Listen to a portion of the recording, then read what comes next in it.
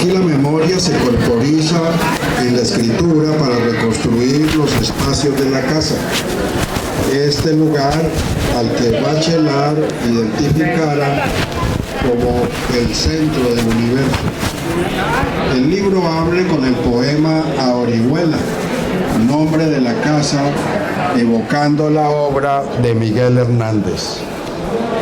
En 2002, la Universidad Nacional de Colombia publicó el libro Sanguinas en la colección de poesía, título que confirma la intención de una poética cuyo acento es la descripción de los fenómenos humanos y las cosas que merodean la cotidianidad. La mendicidad, el fanatismo, la contaminación de las aguas, los pícaros urbanos, la prostitución, el abuso policial, el asesino, la pitonisa, la pérdida del amor y la pájara vida son los núcleos de esta poesía que bordea las fronteras de la narración. Hay detrás de los versos la fuerza borrascosa de los eventos del día a día, de la fugacidad, de la carencia y de la búsqueda del alma, de las cosas y del tiempo. Los tonos y sus temas en los versos de Herrera interpelan con efectos resonantes la escucha del lector. Sonido y sentido son equivalentes en la poesía, decía Jacobson, porque la sinestesia penetra en la hondura del pensamiento a la vez que desmadeja la ambigüedad surgida de dicha relación. Sonidos sostenidos que producen imágenes y significados para instalarnos en el misterio de este mundo ahora en decadencia. Pero en Breviario de Santana, libro que ganara en 2007 el Premio Nacional de Literatura del Ministerio de Cultura, la escritura funde el verso con la prosa y vigila la permanencia de la poesía como forma de asir la existencia. De nuevo el poeta observa y describe para desentrañar los espíritus de los fenómenos naturales. Y así, para dar un ejemplo, la escarcha. La dicta el azul de enero, cuando no hay nubes sobre Santana, en los días más luminosos, de madrugada, el frío cuaja el rocío de los pastos. Cruje entonces bajo los pasos la tenue capa de la helada. Las reses apenas sí mordisquean los cristales de las hierbas quebradizas. Luego, cuando el sol calienta, amarillean los abatidos campos marchitos. Fernando Herrera es también autor de En la Posada del Mundo, su primer libro de poesía publicado en 1985, con el cual ganó el Premio Nacional de Poesía de la Universidad de Antioquia. Ha traducido del francés un libro de haikus, En el corazón de la floresta, del que José María Espinaza ha dicho que es un libro de poesía fascinante en el que la misma idea de autoría se va a la vez perdiendo en las sucesivas traslaciones y reafirmando en el oficio del poeta. Quizás sea en los haikus en donde podamos hallar los orígenes de esas imágenes condensadoras del tiempo y de las cosas que Herrera nos muestra en su poesía. Y México, por supuesto, se incorpora en esta memoria de imágenes que el libro Bocetos Mexicanos exalta, a la vez que invita a reconstruir el pasado de los antiguos mexicas con sus canales o lo que queda de ellos como espacio de celebración en las barcas de colores de Xochimilco y los licores y comidas ancestrales.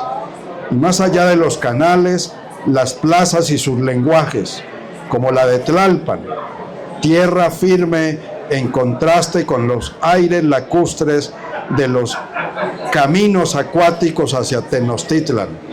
También la fiesta jubilosa del mercado La Merced nos revela esta conjugación de los lenguajes mexicanos con la naturaleza ahora organizada por las marchantes para la seducción gastronómica.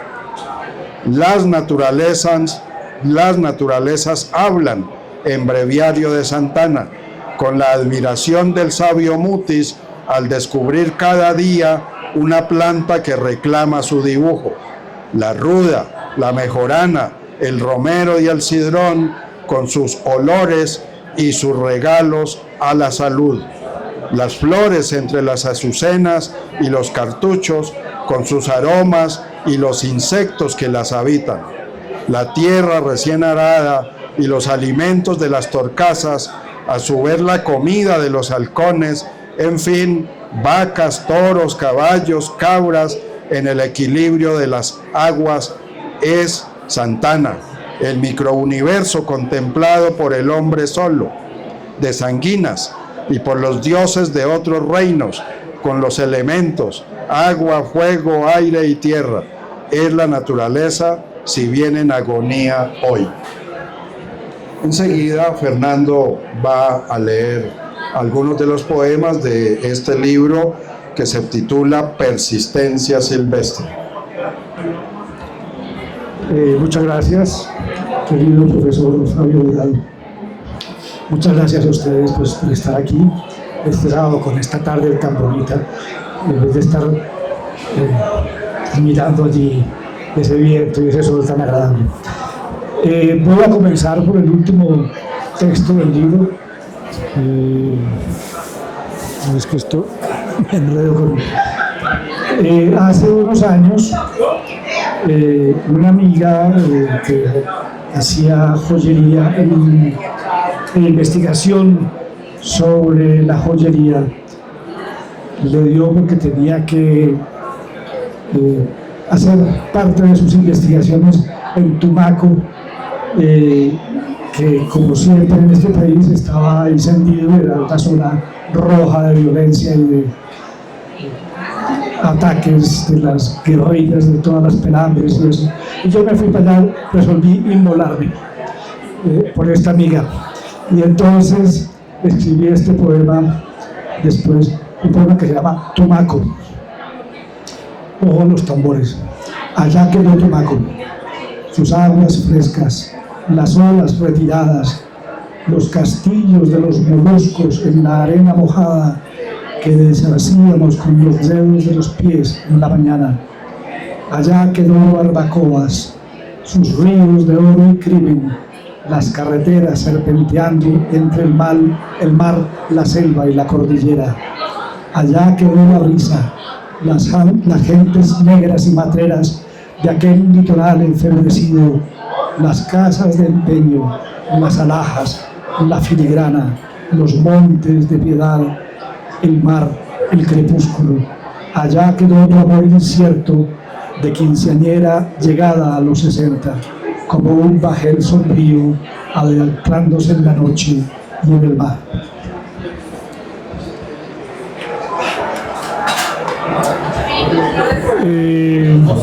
Siguiendo con el asunto de la violencia, que raro en este país, hice un cuaderno de textos que se llama Cuaderno de las Cicatrices. Este texto, bueno, que hay vale clara. Este texto, que hace parte de ese librito mínimo que se llama el Cuaderno de las Cicatrices, se llama Vendedor de Sandías. Bajo la sombra ociosa de los mangos y cerca del curso arremolinado del río, en el bochorno del puesto de frutas de la carretera, observo al hombre que pone las sandías en el auto. Sus manos sin dedos son como las palmas de una foca. ¿En qué instante tuvo esa distracción? ¿Cómo fue que no atinó a arrojar la dinamita en la corriente turbia y dudó de la lumbre de la mecha? Odiosa mañana de ironía en la que sus falanges trizadas fueron a ser pasto de los bagres.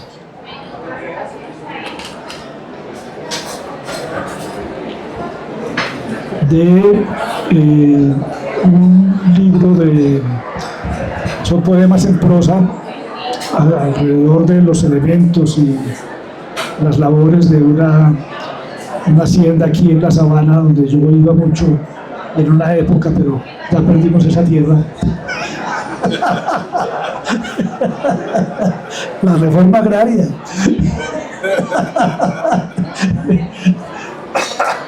Mariposas nocturnas.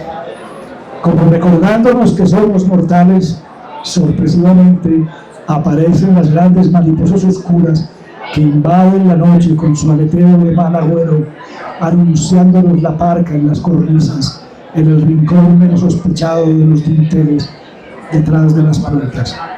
Pobres criaturas a las que encuentra ciegas el día con la escritura de sus alas quebrada. De ese mismo el libro, un paso anterior de las mariposas nocturnas, las chisas. Estas no son las larvas de las mariposas, pero sí de los cucarrones. Al dar con la azada en la tierra, al levantar una piedra o un tronco abandonado, ahí están acurrucadas, trabajando en los destrozos. Tienen la cabeza amarilla con poderosas mandíbulas como cachos de toro. El cuerpo adiposo es un cilindro blanco de manteca punteado de patas rubias que se agitan con poca gracia. Y al final, el rabo hinchado de un excremento terroso.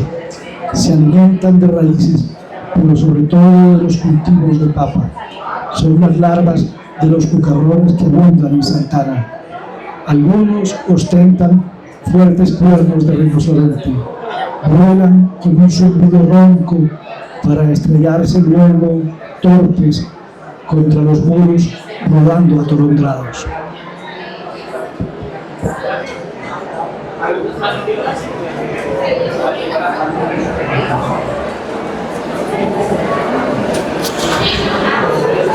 El río es en verdad un riachuelo, una quebrada, pero siempre se le ha llamado el río, tal vez porque nunca se olvidan en Santana las crecientes de las que es capaz.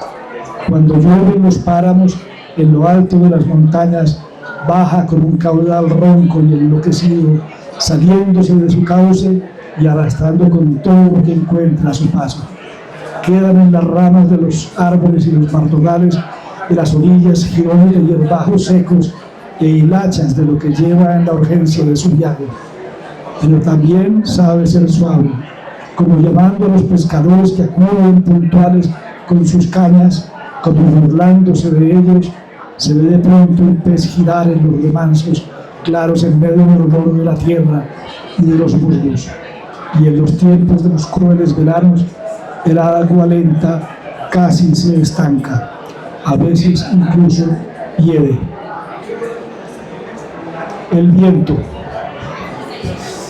entra por un boquerón de la cordillera, trayendo todo el aliento de los llanos, a veces con fuerza, a veces suave, pero siempre constante, un soplo que no cesa, que marchita la hierba, que hace que las flores, los árboles, el pasto y las espigas crezcan inclinados hacia el occidente. Todo en Santana está marcado por ese viento oblicuo, por esa corriente en diagonal que azota los surcos, que desvía el rumbo de las aves, que arrebata los sombreros. Y para terminar voy a leer un texto de un libro de poemas en prosa sobre México, un librito que se llama Bocetos Mexicanos. México, que se lo veo aquí a mi amigo el profesor Jurado, que me hizo invitar allá varias veces. Y Tlalpan es una población que hace parte del Distrito Federal. Unos pasos antes de la acogedora sombra de las jacarandas, que en Colombia llamamos volandalles, y del murmullo del agua del zócalo de Tlalpan, entramos al mercado. No solo hay dulzura en la forma en que los vendedores nos acosan para que probemos sus viandas. Hay que ver con qué amorosa cadencia están dispuestos los tomates sobre su lecho de hojas de milpa, los nopales cocidos y crudos desprovistos ya de sus puras, los rojizos y minúsculos camarones en su preciso cuenco de barro cocido, las absurdas tortillas azules, la monstruosa delicia de los huitlacoches, la gama inverosímil de los diferentes moles de Puebla. Miras hacia el artesonado del techo y bendices que haya sitios como este en la tierra. Muchas gracias.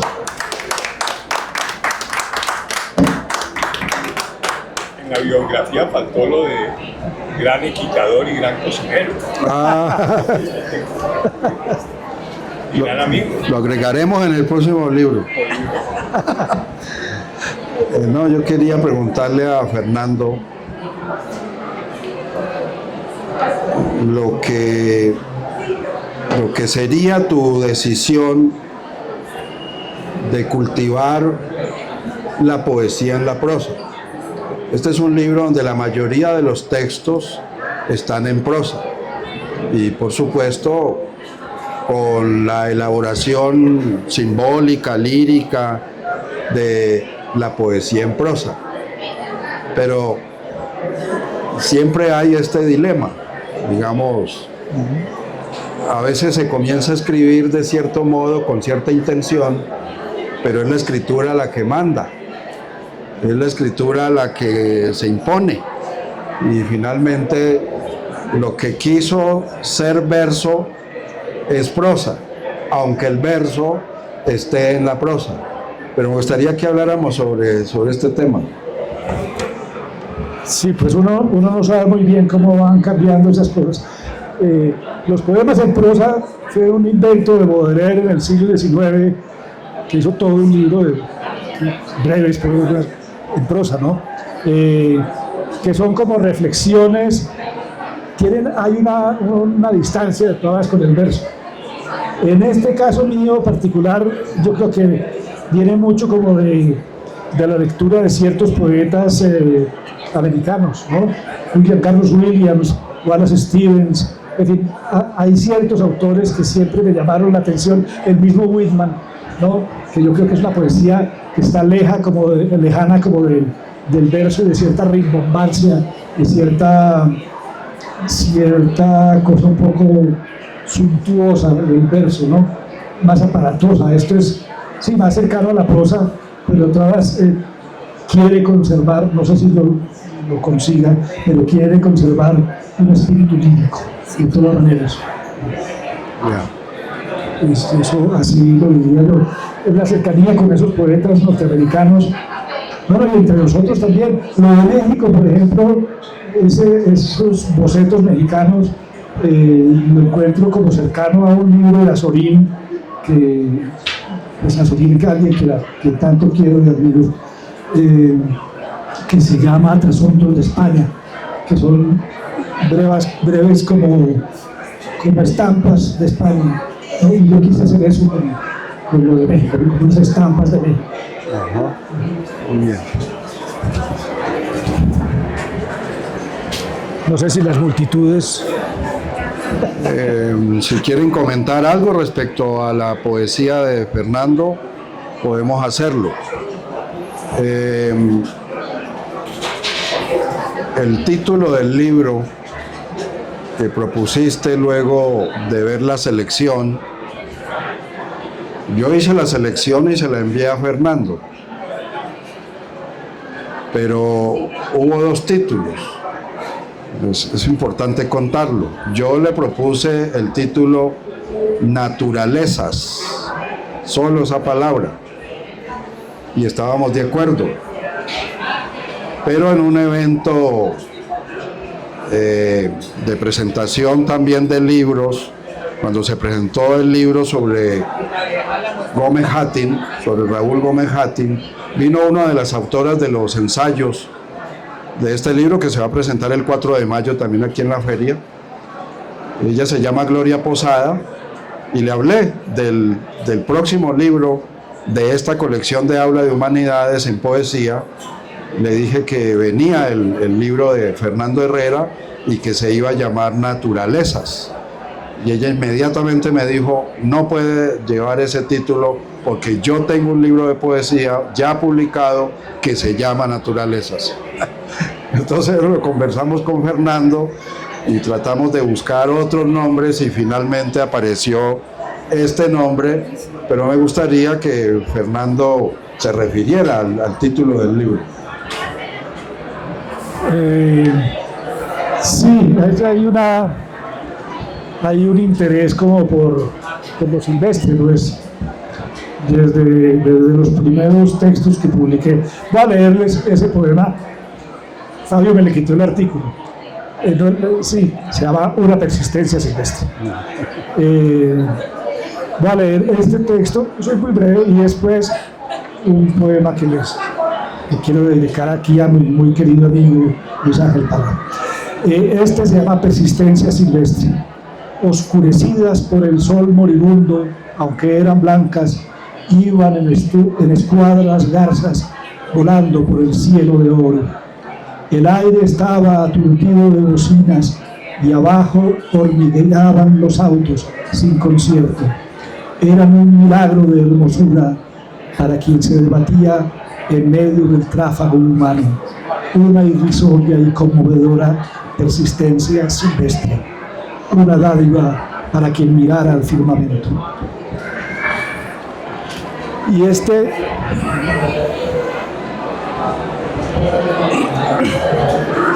ay, se me perdió.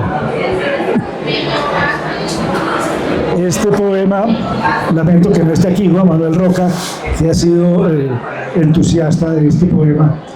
Él está en el lanzamiento de la presentación de un libro de nuestro amigo José Ángel Leiva en su librería en el centro de Espantapárrafos.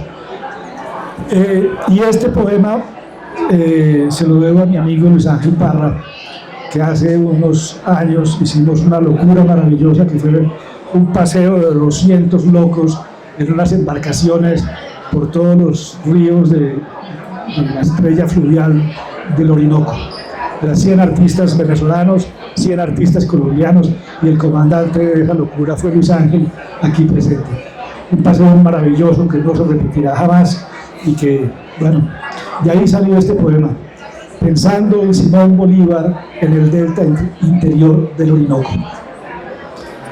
Sin presentirlo, hemos llegado a esta estrella interior que confunde las aguas, los densos colores de sus detritus, de sus nombres. Ah, bella palabra de Atabapo. Miramos sin entender las islas momentáneas, el dilatado círculo violeta en el cielo y las criaturas negras danzando entre las ramas. ¿Qué es esta parsimonia ritual que habita estos parajes del bostezo? ¿Qué es esta majestad larguísima, venerada por las hojas graves? Son estos los reinos de otros dioses, y es este el territorio común de los días para los hombres de la cerbatana. Sin embargo, yo pienso en uno solo, un hombre solo, enjuto, atravesando tantas veces estas aguas, estas ciénagas que no conocen la clemencia ni el descanso. Pienso en un solo hombre, imbuido por el enigma de ese disco de púrpura, por este remolino atemorizado donde se mezcla el manso limo de las maravillosas aguas del planeta. Pobre hombre solo, bajo el amparo de una idea sola y en medio de la multitud de las aguas revueltas. Muchas gracias.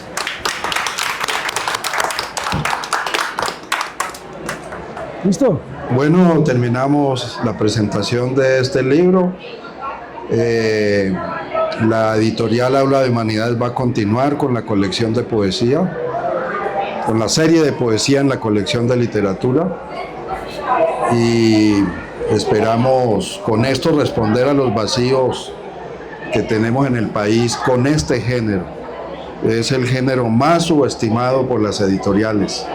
Yo creo que las editoriales independientes pueden ayudar a revivirlo, a rescatarlo, a hacerlo sentir como una necesidad humana, leer y escribir poesía. Muchas gracias. Muchas gracias al profesor Jurado y a Bueno. ustedes por estar aquí.